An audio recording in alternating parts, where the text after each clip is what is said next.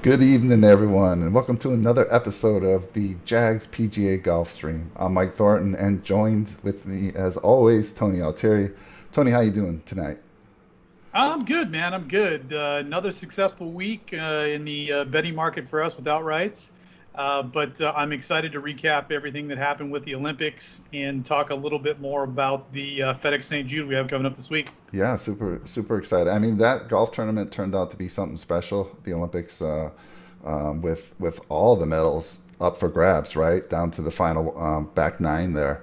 So let's talk about the winner, of course, Xander, who pulled it out. I mean, Xander goes into Sunday with a comfortable lead, I believe, and then Sabatini has the round of his life, and we'll talk about that in a little bit. But so Xander goes into 17 tied with Sabatini, makes the bird, gets the lead, but then he hits his drive into the deep rough on 18, hits it out to about 98 yards in the fairway. So he's got 98 yards. He's got to hit. He's got to make par to save the gold, or else he's going to potentially go into a extra holes with Sabatini. Dude, he puts it within 4 feet of the hole from 98 yards out. I mean, talk to me about that, Tony. There was a lot of pressure on that shot, and we know Xander's a great golfer, but he had to be feeling it. Oh yeah, well I think you hit it on the head. He went into Sunday, I believe, with a three-shot lead and basically carried that throughout the tournament. Both Hideki and Paul Casey kind of jockeyed for a position down the stretch. Both guys made many runs. I think they got as close as maybe even tying it at some point or being one stroke back. But it was really what Sabatini was able to do early in the round. The fact that he birdies 18, which was not a birdie hole, I mean, was unbelievable. And then just the way, as you had kind of alluded to, that things broke down, like down the stretch for Xander. He walks up to 16 with basically a two-shot lead because Sabatini had birdied the 18th hole and got to 17 under. And he goes ahead and bogeys 16. He hits his ball out of bounds. He has to take a drop, walks up to 17, gets a very important birdie to have that cushion going into the last hole because 18 had played very, very difficult. It wasn't that it was necessarily a bogey hole, but a big number was lurking because of the water. It brought into so many other things into play. And for Xander to go out and do what he did, especially when he hits an errant drive, and instead of trying to hit a miraculous shot over the water, put it on the green, give himself a shot at birdie, he decides, I'm going to take the safe route. I'm going to pitch the ball out to a number that is comfortable for me. And the amazing thing is, it was actually a pretty aggressive pitch out. I mean, he came close to flirting with the water even as he was escaping the trees from the right-hand side, from behind the bunker. So, for him to stick that, he was very reminiscent of the prior week when Cam Champ had all of his struggles on 18 at the 3M. So to watch him, stand over that ball with everything on the line and then stick it to 4 feet was pretty impressive. But I guess what I would say is you expect the best golfers in the world to show up in the most important moments. And Xander proved that when the pressure was on and he needed to be the guy in the biggest moment in the tournament, that he could do so.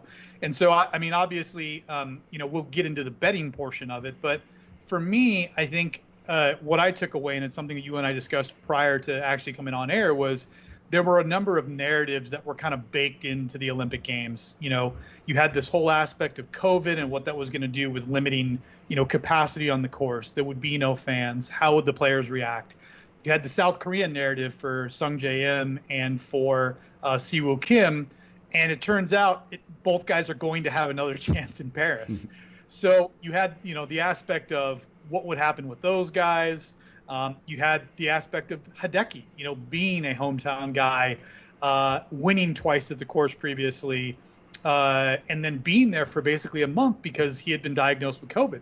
So you had all these narratives, and what ended up happening is these mini subplots that had been swirling around that we all knew existed, but I think took a back seat to those narratives. Those were the ones that played out. CT Pan having the ability to play for hundreds of thousands, $1 million for medaling. That was out there. That narrative was there.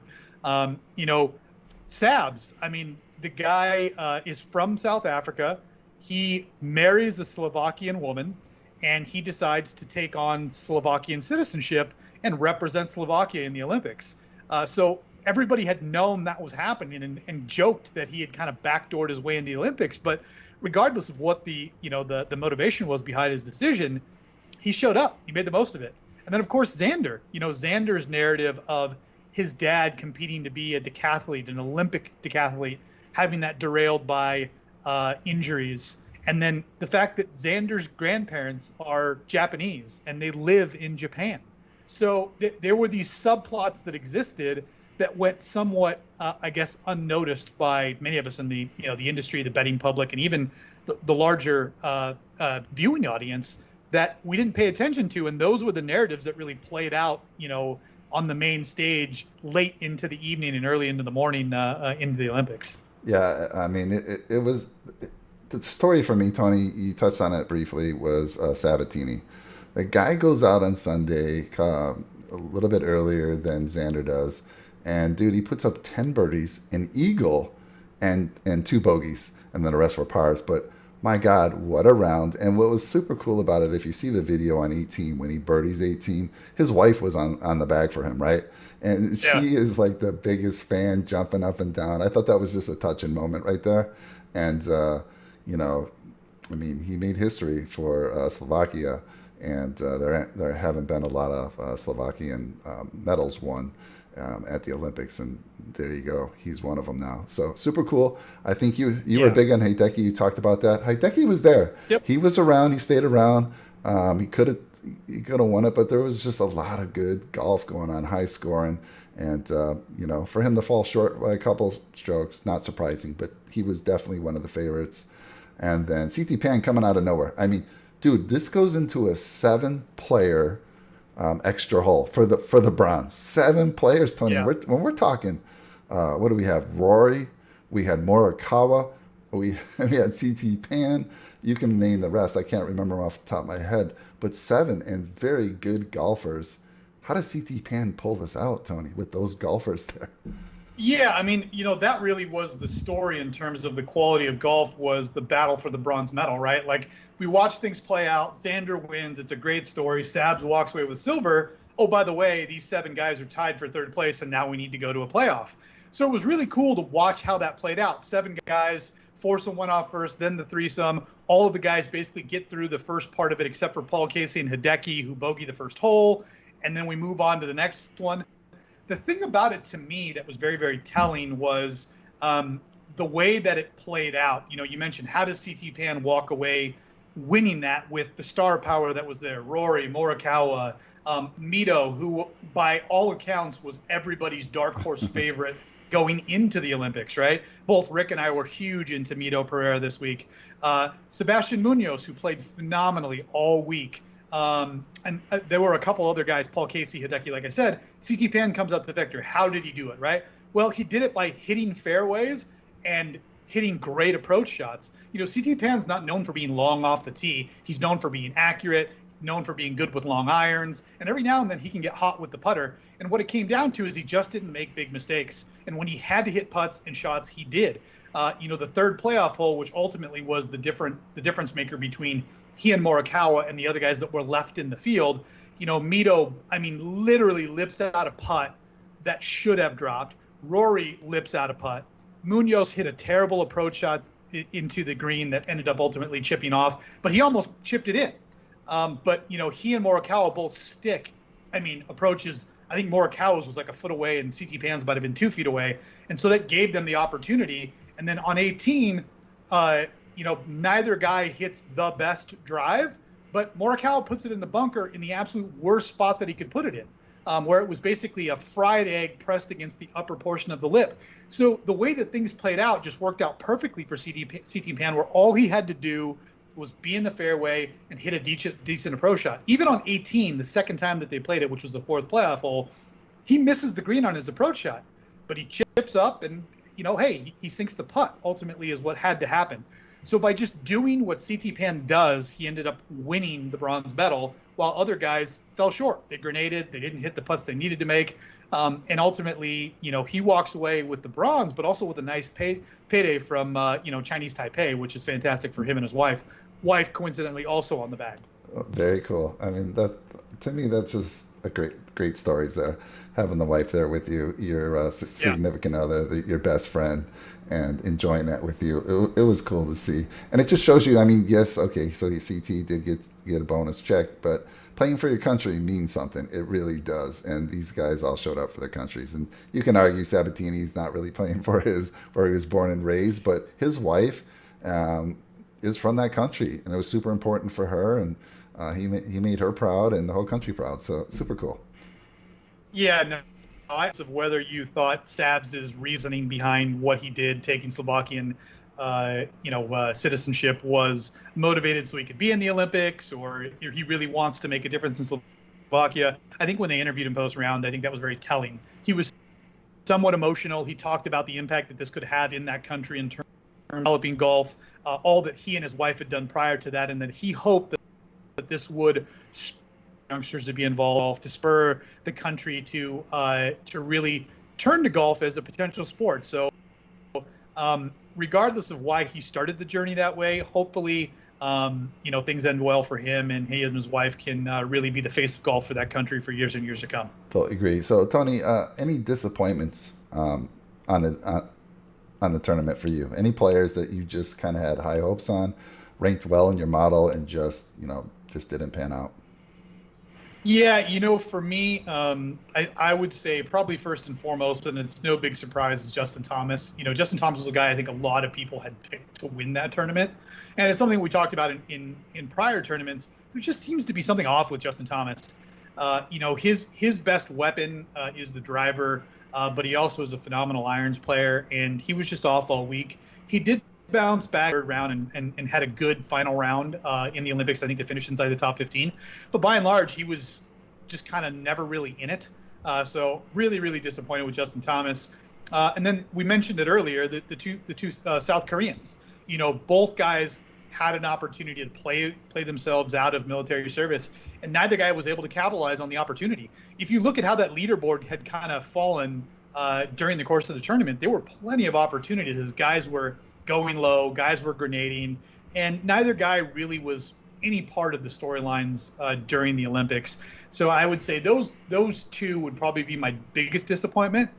In terms of things that I was very, very pleased with, I was absolutely stoked with the coverage.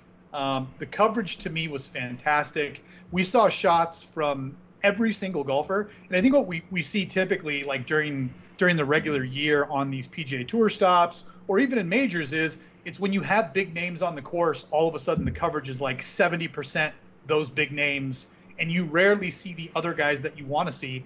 And I thought that the coverage was so much better because we saw Mito Pereira, we saw Sepp Straka, we saw all of these guys that we never see during the course of the year. They were on camera. They had plenty of camera time because they were in contention down the stretch. And I thought that was fantastic. I was really, really pleased with the option that they provided. You could watch it streaming. You could watch it live. And the last thing I was stoked with, we talked about it with the playoff. I thought it was so cool. I was a little bit worried, like, how are they going to be able to organize 7 guys?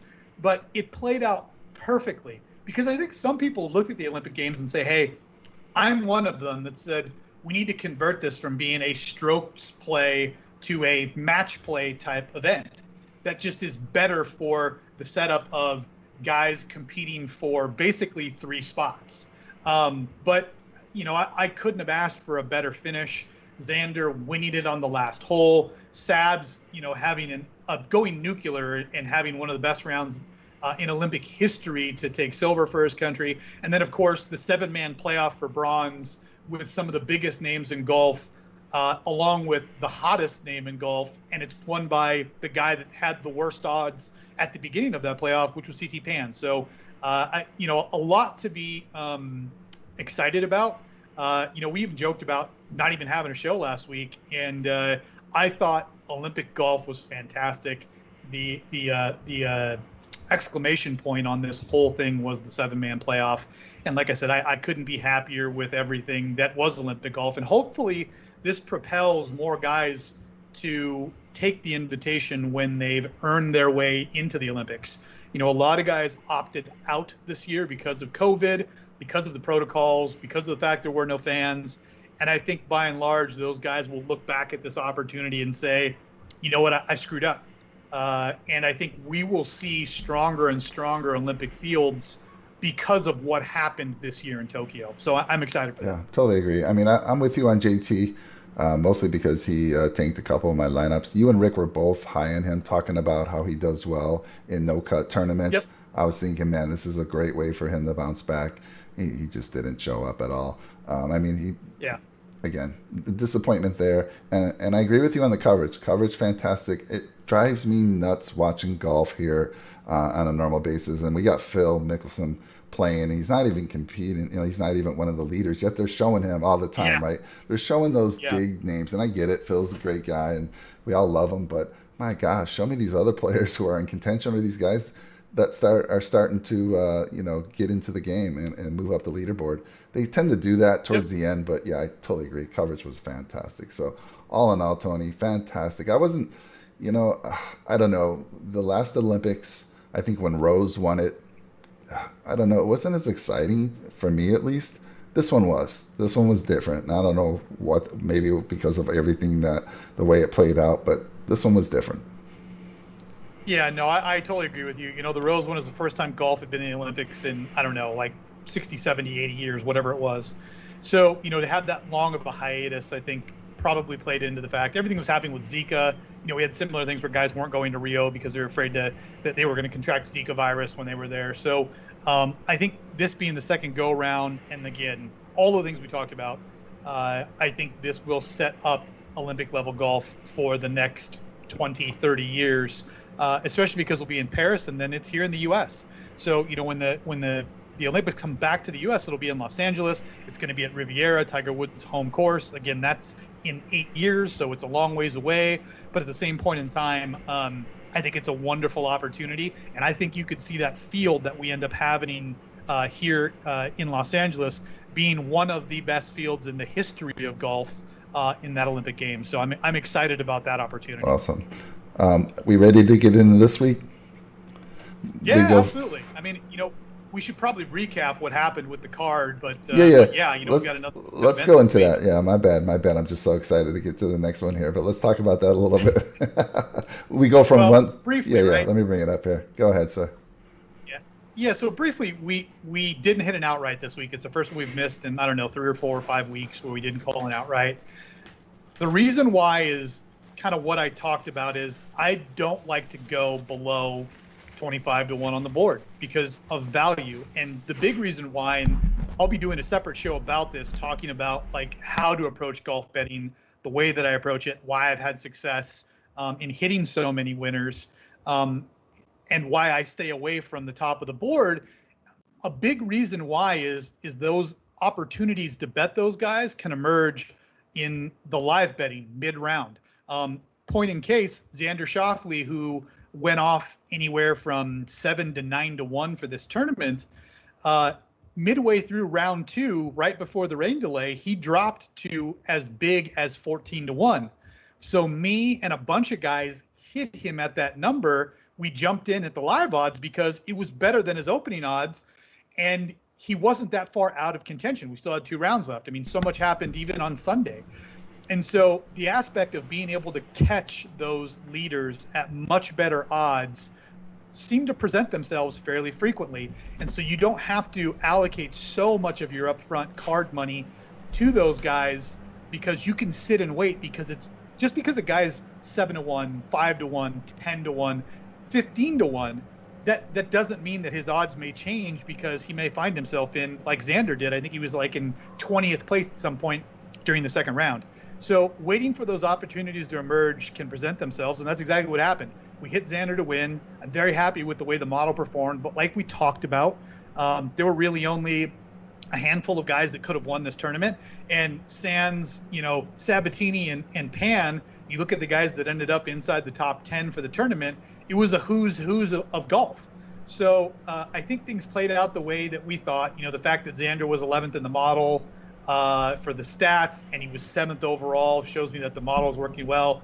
Morikawa, Casey, Rory, Hideki, Mito, Sebastian Munoz, like those guys were all very, very highly ranked in the model in terms of how they fell in the field. So I think the process is still working very, very well. Sabs is a flyer. CT Pan was somewhat of a flyer, but still inside the top half of the model. So all that being said, successful week, hit a number of prop and placement bets, hit a Mito top 10, hit a Mito top 5, but no pre-tournament outright for the first time in 4 or 5 weeks. So I'm a little bummed at that, but hopefully, and I know there were a bunch of them because I got tweeted and I got direct message on guys who added Xander like I did mid-round because his odds fell to something that was more palatable. And a lot of us were able to walk away as winners for the week. So stoked about that. Yeah. Congratulations again, Tony. You just been smashing it. Now, live betting is a whole new advanced level. We don't talk about it here, but maybe it's a future show. Maybe you can go into how that all works, right? Because I have no idea how live betting works and what are the things you look for. Might be an interesting topic for us one day. Yeah, we'll put together a show. We'll make it a short one, something you can digest in 10, 15 minutes, talking about the approach to golf betting and then how you can incorporate live betting. I love to stick to the outrights on this show. It's what people do. More people are doing day to day. So we'll stick to that here, and we'll save all of the ins and outs for the live betting when we actually produce that show. Sounds good, Tony. All right, let's get into it. Let's talk about the course and the key stats for this upcoming event. So again, we've kind of gone from the hit and giggle courses, the 3M, the Rocket Mortgage, the John Deere, into no cut season. With the Olympics, the WGC, we have one final tournament left before we get into the FedEx Cup playoffs. And so we're going to move to these smaller and smaller fields as we progress through the FedEx Cup playoffs. But this week, the WGC FedEx St. Jude TPC Southwind in Memphis, Tennessee. It's a par 70, 7,200 yards, sneakily long, par 70. So there are only 2 par 5s. Last year's champ, Justin Thomas, he's won 2 out of the last 3 years. Prior to him, it's Brooks Koepka and DJ. This course has only really been WGC the last 3 years. So the 3 years that the FedEx St. Jude has existed, Justin Thomas has won that tournament twice. Prior to that, it was a regular tour stop. Daniel Berger had won it, I think, 2 years in a row. So we do have course history beyond just the WGC here at the FedEx St. Jude. But obviously, now being a WGC, we've got a condensed no-cut event. It is the who's who of golf. We've got the best players in the world competing, guys coming back from the Olympics to play. And so when we look at TPC Southwind, the key stats that we've identified, approach and ball striking, are just always on the list. You want to find guys that are hitting the ball well off the tee, but especially on approach. Scrambling will be extremely, extremely important this week because the greens are the smallest on tour. Guys, even the best players in the world with irons are going to miss greens. And so the ability to get up and down, to save par, to steal a birdie are going to be extremely, extremely important because scoring opportunities will be few and far between. In addition to that, par 4 scoring will be ridiculously important. As I mentioned, 2 par 5s. So that means the majority of the birdies are going to have to come on these par 4s. So you want guys who have a track record of scoring on par 4s, and then strokes gained off the tee. A lot of water on this course, similar to what we saw with the 3M, where you're going to have to be very, very good to not put yourself in trouble, to not explode off the tee, so you're not in the water. And so strokes gained off the tee will be a big factor into the key stats this week. All right, Tony, cool, good deal. I'm interested in, with 2 weeks away from the FedEx Cup starting up, there are some players outside that 125 cut line. And maybe we can talk a little bit about that when we get deeper into the program here today. But I'm interested in seeing what some of those players. I know Rose is outside the line. I know Berger's just outside the line. So interesting ways for them to kind of, and they're not far. They're not far from getting above that line. So it'll be big tournament for them to get some of these points and get into that FedEx Cup race. So anyhow, ready to get into the key stats and the course ranking. Let's jump it. Yep. Let's jump so in when that. we talk about the stats and the course history, we do have some course horses here. Dustin Johnson, I said, previous winner, ranks number 1 in terms of course history at this course. Not necessarily at this event, but at this course. Right behind him, Aaron Rai, kind of a surprising name, but a guy who showed up here, I think 2 years ago, played very, very well. But he only has 1 year of history. But again, because that was, I believe, a top 10 or a top 15 finish, he ends up inside there. But again, a number of familiar names. We talked about Justin Thomas. Rory McIlroy also has very good course history. Patrick Cantlay, Morikawa. Again, it's an all-star lineup of names. So looking at course history here, especially when we go back through the last 3 renditions of this tournament, you're going to see a lot of the same names pop up because it is the best players in the world. It is a condensed field, and you are getting 4 rounds of golf. In terms of the key stats, number 1 on the list, Jordan Spieth. I don't think there's any argument that outside of maybe Collin Morikawa and Jon Rahm that he is the hottest player on tour. He's played absolutely fantastically through the last, let's call it 2.5 months of the season.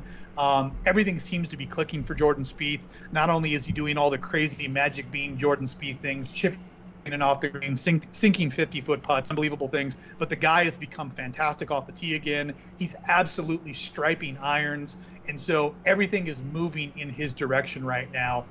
So statistically, it's no big surprise that he rates out at the best. Right behind him is Patrick Cantlay. He's a guy that I absolutely love this week.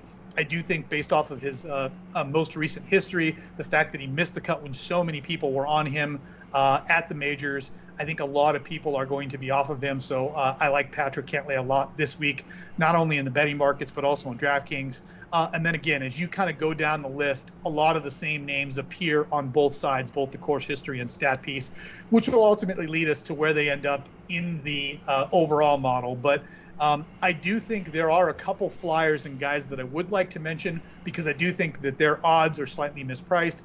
One of those, Mike, is your favorite guy, Tyrrell Hatton. If you look on this list, I mentioned scrambling is going to be extremely important this week because it is going to be hard to hit every single green, every single fairway. So you're going to have to be able to make things happen from bad lies. Tyrrell Hatton's one of the best players in the world at doing that, right there with Patrick Reed. So it's no surprise that he ends up inside the top 15 in the stats model.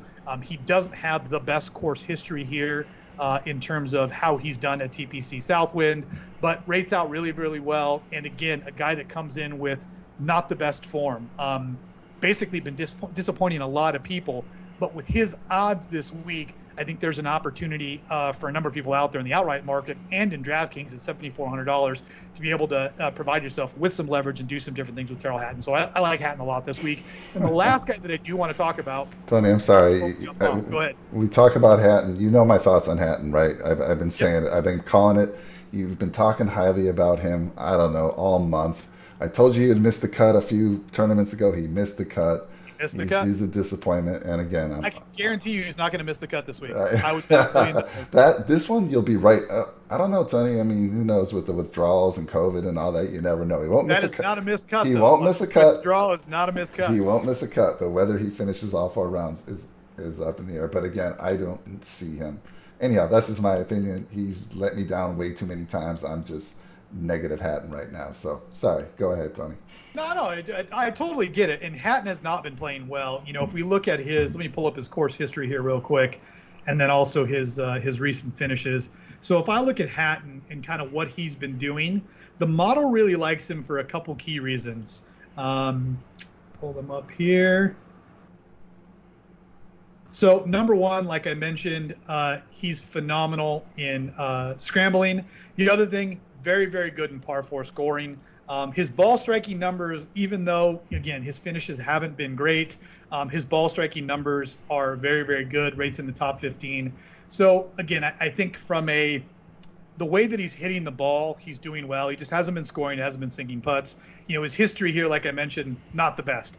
36th, 28th, 43rd, 69th, basically dead last in the field. So he hasn't done very well here. And then his form, he has a miscut in the Open where I think a lot of people thought he may have a bounce back round, especially if there was wind and weather and all of these things that we talked about potentially happening at the Open. None of that happened. And so he played like dog crap and ended up missing the cut. But if you'll just humor me in terms of leverage and pricing and odds, you're getting a significant discount on, in my opinion, a guy who is a top 30 golfer in the world. You're going to be able to get him at sub $7,500. You're going to be able to bet him at some places at 60, 70 to 1. This was a guy inside of a month ago who was getting odds in the mid to low 20s. So the fact that he's double the odds, that presents a lot of value to me. And when we bet guys, we've talked about this in the past, we're betting guys for their ceiling, not for their floor. We're saying there's an opportunity because there's value there. So Hatton still represents some value. The other guy that I think is also a value play on the board this week, who has also not been playing well, a lot of negative narratives surrounding him, that's Bryson DeChambeau. Bryson is a major winner. He is one of the best players in the world. He tested positive for COVID, or else he would have been competing in the Olympics this last week. So Bryson comes in, and his odds are 2 to 3 times more than they typically are. He opened up this morning, I think, at 18 to 1. When the markets last my update before we went on the air here, he was up to 25 to 1. You're talking about a guy who is a top 10 golfer in the world. He's 25 to 1, and you've got guys like, I don't know, Abraham Answer, or name the flavor of the month, guys that are priced in front of him that don't have nearly the skill set, nearly the track record, or any of the other intangibles that Bryson has. So for those of you that are willing to bet the ceiling on a guy, like I mentioned with Tyrrell Hatton, I think Bryson DeChambeau presents a lot of value on the board. Yeah, I agree with you on Bryson. I mean, he's been struggling a little bit, but while he was not playing golf, he's the scientist, right? He's studying every part of his game. He's probably living on the course, figuring things out. And yeah, I think that's a great call on your part there. Hatton, I'll be interested to see what Rick says on the DraftKings show, see if he's worthy of a lineup and what his ownership projections are going to be. Yeah. But I hear you. I hear you with the ceiling there. So let's. Yep. Yeah, the other guy that I was going to mention briefly that didn't end up on either one of those lists, but he's at least worth talking about, is Jason Kokrak. So both he and Harris English and Tyrrell Hatton you're going to find at similar odds, but drastically different DraftKings pricing. So that also is why I've kind of circled around Hatton, and we'll get into that a little bit later when I actually go into the bets. But Kokrak is another guy who has very good course history, not course history, but event history in these no-cut events. I think he won either the CJ Cup or the Zozo earlier this year in an eerily similar field. So Kokrak is another guy where you can find some value and some opportunity. Typically WGCs are won by the best players in the world. If you look, I think, at the last 6 WGCs that have been contested going back to, I think, 2015, 2016, the guys that have won have been ranked inside the top 6 in the world. So going down the board has not been a recipe for success in these events. All right, interesting, Tony. All right, let's get into the overall ranking based on those two stats. Yep. So when we look at the overall rankings, not only are we incorporating the stat model, which is all of those strokes gains metrics, course history, but also form. How have guys actually been finishing down the stretch in tournaments? You can see Jordan Spieth, number 1 with a bullet, kind of like Colin Morikawa was last week at the Olympics. Morikawa ended up playing close to his ceiling. He competed for a bronze medal, ultimately didn't go his way, but he was number 1, and we see Jordan Spieth very, very similar. Spieth is interesting because while he does check a lot of the boxes in terms of the things that he does well, par 4 scoring, he's number 1, scrambling, he's number 9. His short game obviously is historically fantastic. He does have decent course history at this course. While I said it's only been played as a WGC the last 3 years, he missed the cut in 2018. He has a 12th place finish in 2019. And then last year he finished 30th, basically middle of the pack. But we know that Jordan Spieth has not been playing the best golf that he possibly can. Prior to that, when he was one of the best golfers on the planet, which in my opinion, he's back to being, in 2016 and 17, he had a 3rd place and a 13th place finish at this course. So a place that he is familiar with, a place that he does have success at. The other guy on this list that I think we need to talk about if we're talking about course history like we did with Justin Thomas, a guy that plays well, is Brooks Koepka. Koepka, I think he's played this tournament a handful of times. Koepka has a 2nd, a 1st, and a 5th as a WGC. He competed in it when it was just a regular tour stop, finished inside the top 20. So he's never finished worse than 17th at this course. So when you're talking about a guy who maybe sets up the best of all of them, if you were smart, just take all your money and bet on Brooks Koepka. Bet him to win, bet him top 5, bet him top 10. that's where you should play your money because it's got the best return on value. He's playing fantastically. That's why he ranks out 8th in the model. Course history is number 12. His form rank, arguably the best. He ranks out 4th in the field. So, what can I say other than he is one of the best players, playing his best golf in the best tournaments. He has played in, I think, 5 or 6 majors and WGCs. He hasn't finished outside the top 6 in any of those events. So when you're talking about a for sure thing, Brooks Koepka is about as close as it gets to a for sure thing in these majors and these WGCs. I'll be interested to see his odds. Tony, can you talk a little bit about the form rating? What goes into the form rating? How many past tournaments are you including? How is it weighted in your model? Talk a little bit about that. Yeah, so we're not only looking at finishing position, but we're also looking at total strokes gained over that period, right? So what I'm looking to do is figure out guys that are playing their best golf as they are making their way into the tournament. I go back 6 to 7 weeks typically, but I'm weighting the most recent events heavier, obviously, than the ones that happened prior. But then I'm also taking into consideration any comp courses. So some of the comp courses that existed for this, I'll go back and look at those events, how guys have performed, and add that into my form model. And then what I do is I rank my statistical system for every one of the golfers in the field, and that produces a field ranking. So it's not just finishing position, it's not just strokes gained metrics, and it's not just comp courses. It's all 3 of those things that are factoring into the form ranking. Because what we're trying to identify is the fact that a guy is playing well, he's got familiarity, courses that set up and look and feel similar, this guy plays well at. That is the form that we're looking for when we're ranking that. So that kind of tells you how all 3 pieces, what they look like coming in, how they're performing statistically against the strokes gains metrics, and then what they've done at this course historically.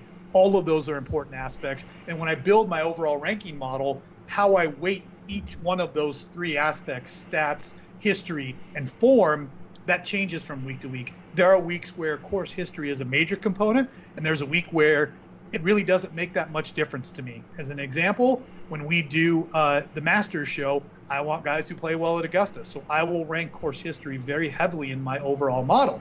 When we get into weeks where course history isn't as prevalent, or we have shifts or changes in the event, the timing, or the field strength, I will then de-weight course history. So by and large, I will always rank stats and form more heavily at a course like this where there is significant course horses, Koepka, DJ, Berger, who we have not talked about yet, and Brooks Koepka and Justin Thomas. Those guys are course horses. They always show up here. They always play well. So that is a major component into what we're trying to figure out when we're identifying guys that we want to bet on. Yeah, thanks for explaining that, Tony. The model's been killing it. And before we go to the next slide here, I do want to mention I had the recap earlier on the Nickel City Mafia channel and all the content we produced for July. And I did mention both shows on Monday and Tuesday. And I think what people need to understand is this show, even though it's called the betting show, your model and those rankings in those different areas is very useful for DraftKings. And I know then when Rick comes along on Tuesday and adds his input, you have both those pieces. Man, you have a good foundation to start making your lineup. So I always highly recommend people to watch this show or at least reach out and get your data. So why don't you tell everyone how we can get the data? Yep, we mentioned it before in previous shows, but if you're on Twitter, reach out to us there. It's at DFSJags on Twitter.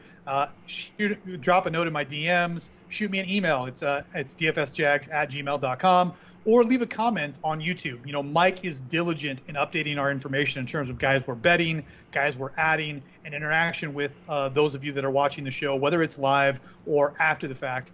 And so I think it's really important. Like Mike said, these models and the pricing that we show is all DraftKings based. So there's a really good correlation. When you factor in that you've got 2 independent perspectives, 2 different people, and I'm not on the same level as Rick when it comes to DraftKings.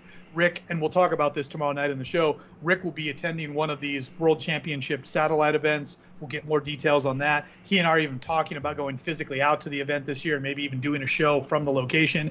So, but you're getting 2 significant perspectives. Obviously, I'm running the models to be able to identify guys for the outright market and trying to find guys where there's value on the board that I can win some money on in my betting. But to your point, all of that analysis can be carried over to the DraftKings show. So two perspectives are always better than one because it gives you two different takes on the same subject matter. And that's only going to make your lineups that much better, your golf selection that much better. And to your point, I send out my model to a few dozen people every single week that are on an email list that I have. And they are more than happy. I've had many of them reach out and talk to me about how they're winning. We had a guy last week that competes in a small cash game with 5 or 6 other guys. And one of the guys who does use the model, he scored, I think, almost 600 points on DraftKings using the data information that we're producing. So it does have validity. To your point, it does have carryover. And we're more than happy to share the information with anybody that's interested. Yeah, before Rick joined the channel, like you said, that data was used by a lot of us, and it was successful. But now with Rick, I mean, we've taken it to another level. So it's super useful, and I can't stress enough or emphasize enough. Get that data, and then watch the show tomorrow. Yep. Rick's phenomenal, and it's exciting. I'm so glad that he's joined the channel. So all right, Tony, I've heard a lot of what you've been saying. Let's show the people the odds, and let's get into some of those values that you're seeing.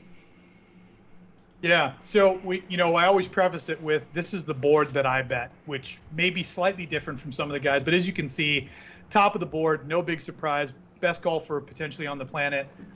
Brooks Koepka comes in with the best odds at 12-1. Right behind him, Colin Morikawa. Xander Schauffele, fresh off the gold medal. Jordan Spieth, who I talked about, again, in some of the best form that he's been in probably 3 to 5 years, almost wins the Open Championship. Dustin Johnson, who in my mind is a bit of a sleeping giant, a guy who has great course history, a guy that can pop at any point in time. And let's not forget, a year ago, Dustin Johnson was going through a very similar stretch of golf where he wasn't playing very well, and then he rattled off like 2 or 3 wins over the course of like 6 or 7 weeks. So Dustin Johnson is the kind of guy that can just wake up and win golf tournaments, especially at a place like this where he is familiar. Justin Thomas has arguably the best course history, 2 wins in 3 years at this course, at this event.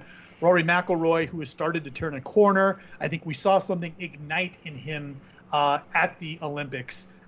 Some of the comments that he made earlier in the week prior to the beginning of the tournament, he talked about how he was doing his due diligence. He was there to represent his country, but it wasn't necessarily something that he had lived his whole life wanting to win major championships and not necessarily a gold medal. And I think his comments, once he got into it and was part of everything that is involved in the Olympic experience, I think you saw a complete turning of the page for him. And I think we may have seen him turn a corner. So no big surprise that he finds himself at 18-1. Louis Oosthuizen, again, king of second places, cannot seem to cash, but playing his best golf potentially of his career right now. Next guy on the board. And as we kind of go down, you get into some more value plays. I love Daniel Berger and Patrick Cantlay this week. Berger is a guy who opened up at 25, not to give it away, but I hammered it at that number, and it's now down, I think, to 20 and even 18 in some spots. Patrick Cantlay is a guy with value. According to all the strokes gained metrics, he's playing fantastically. He's coming off a miscut. He let a lot of people down, and I think his number's going to have some drift. As we go down into the next layer of guys, you'll see some big names. Patrick Reed, who's been all over the globe here over the last 4 weeks. Cannot believe he's playing again this week, but he is. Paul Casey and Hideki Matsuyama, who we just saw competing for a bronze medal. Webb Simpson, who we haven't seen in a while, but a guy I think that sets up very, very well statistically, shows up here at this course. His course history is good. Corey Connors, another Olympic guy who's been playing some of his best golf if we go back to the Open Championship. Cam Smith will be popular because, well, he's Cam Smith and everybody loves him. Harris English, I think, is a great one to talk about, and we'll get into that a little bit further. But once you get outside of that first row of guys, guys beyond 50-1, I think you really start losing some value in terms of guys that can actually win this event. I kind of draw that delineation at guys like Harris English and Jason Kokrak and Terrell Hatton. I think beyond that, even as we stretch into Tommy Fleetwood and Cam Champ and Sam Burns, it becomes very difficult for me to imagine a guy of that caliber winning a tournament like this. And as I previously mentioned, when we go back and look at the last 5 or 6 WGCs, they've been won by guys who are in the top 10 in the world at that point in time. So outside of a flyer event, which they have happened, Shane Lowry has won, but again, he is a major champion. And I believe Russell Knox or Russell Henley, I can't remember which one, has won one of these as well, but that was a few years ago.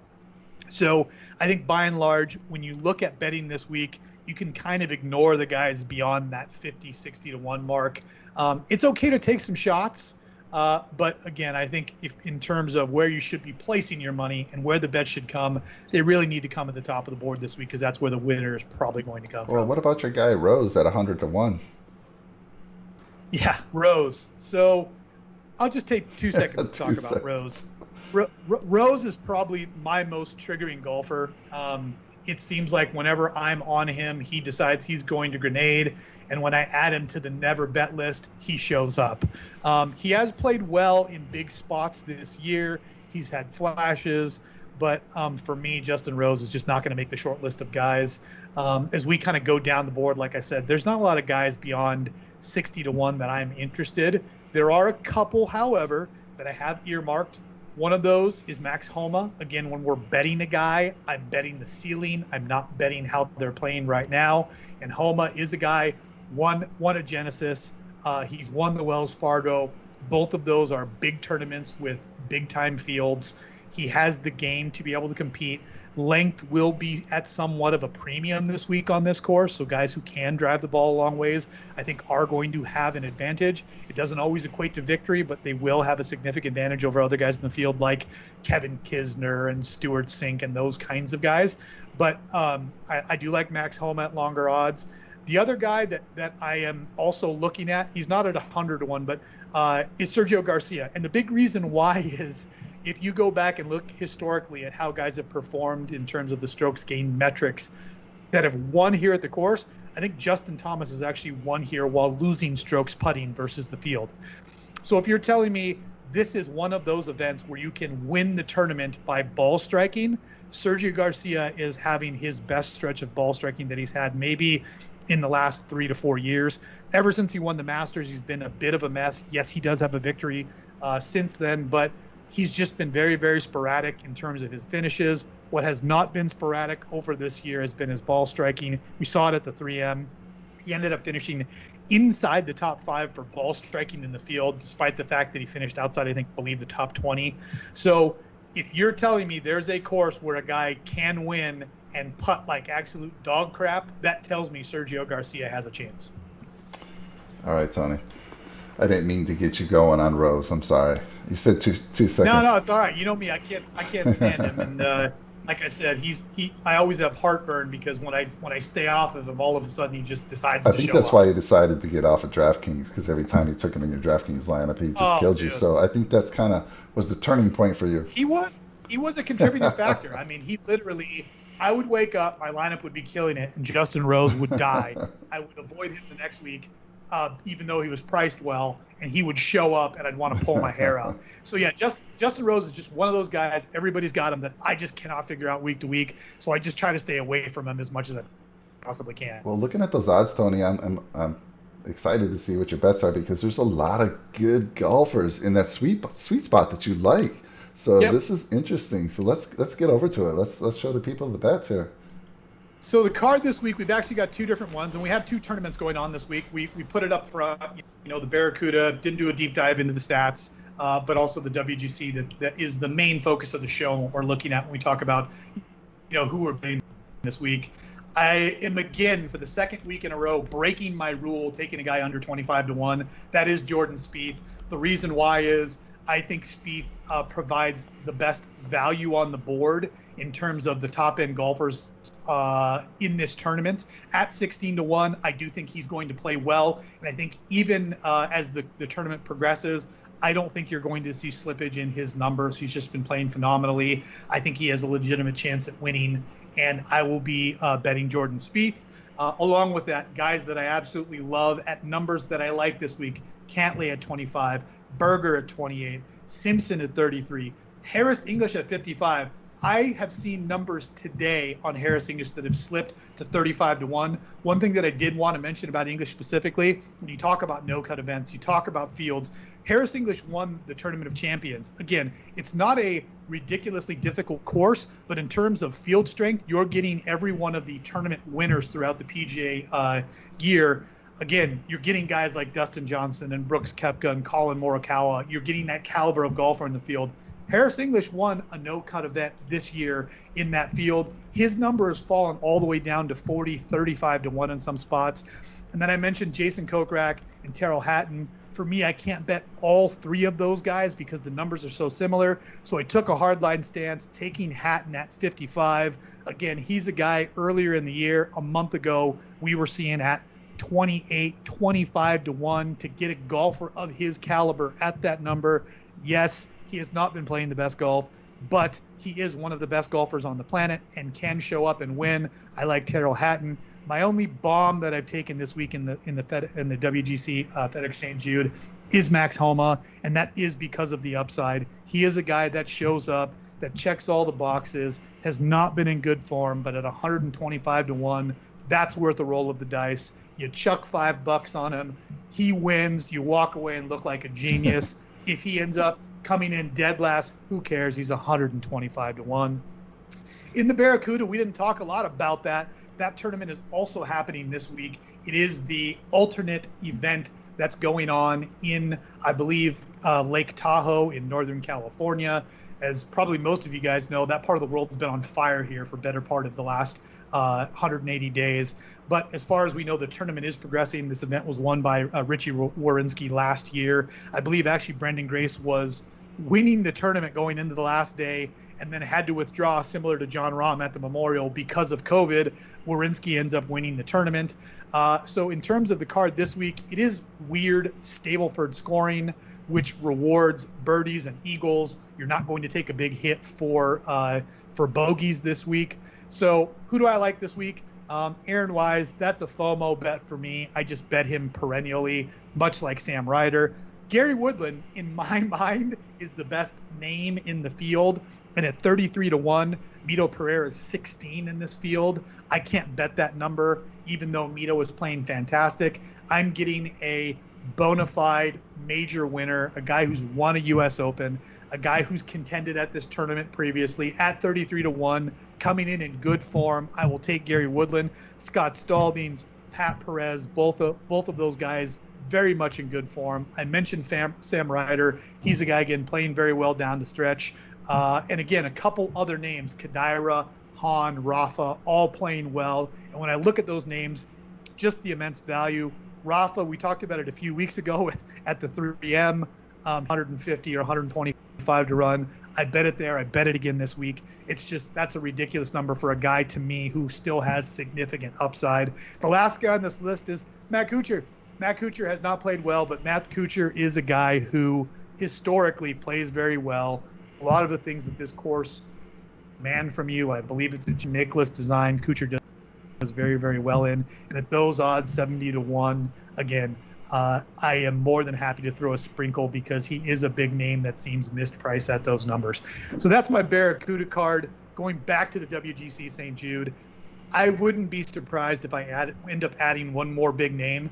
The reason why is there's a massive narrative out there in the industry going on talking about the guys who competed in the Olympic Games and the fact that you will have some jet lag, you will have some issues with those guys coming back to the States after being in Tokyo. What does that mean for the way that they can perform? So I will probably add one or two more of those guys to my card who either competed in the Olympics, or if I see significant drift. I've seen Dustin Johnson drift down to 20-1. That's probably a name that I will add to my card. Justin Thomas, a guy who has phenomenal course history, showed some things, like I said, in the final round at the Olympics. His numbers started to drift because of that Olympic bias narrative. So I think if we can get a few guys later in the week, as we kind of get closer to the tournament and those numbers get north of 20-1, I could add one or two more big names to the card. But again, I'll communicate that to you, Mike, and to everybody else through Twitter and through the comments. So that way, if anybody's interested in seeing how my card expands for the WGC, that's what I'll be doing. And then I'll watch and wait and see. I'll see what happens round one, round two, to see if any of those other big names like Koepka, or one of the other guys at the top of the board starts to get some slippage in his odds and an opportunity presents itself. But if Brooks Koepka goes out there and he storms the field at 12-1, walks away with the tournament, hey, you got me, Brooks. You're the best guy in the world. You won. You're the best guy in the field that week. I'll take my medicine, much like I did with Jon Rahm at the U.S. Open.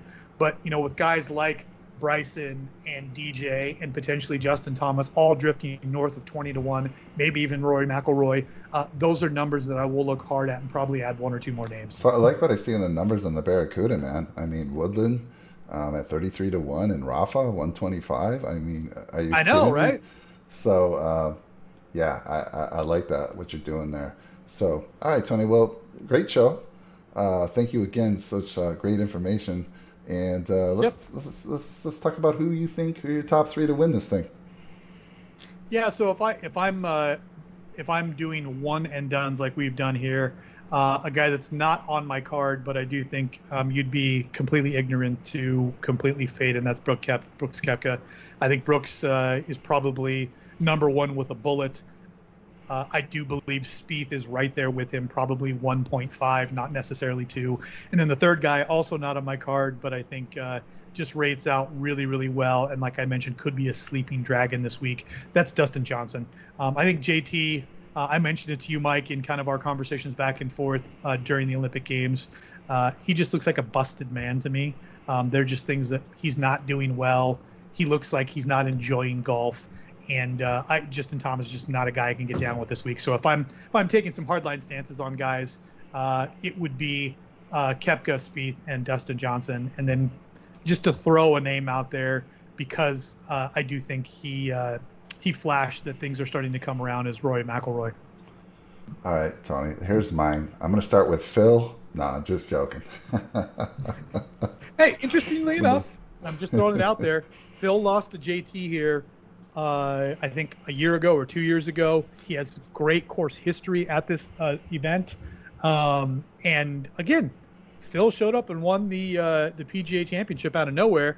And as of note, I think the last 6 winners of the WGC have been major champions. So just something to throw in there into the Phil narrative. All I can say is I've been hyping Phil up, and he makes me look bad. So I'm not going to say anything about him this time. But my 3 picks would be, and I'm going to go off your card because I want to see these hit. Berger, Spieth, and then I'm going to go throw one that's off the card, which you talked about, is DeChambeau.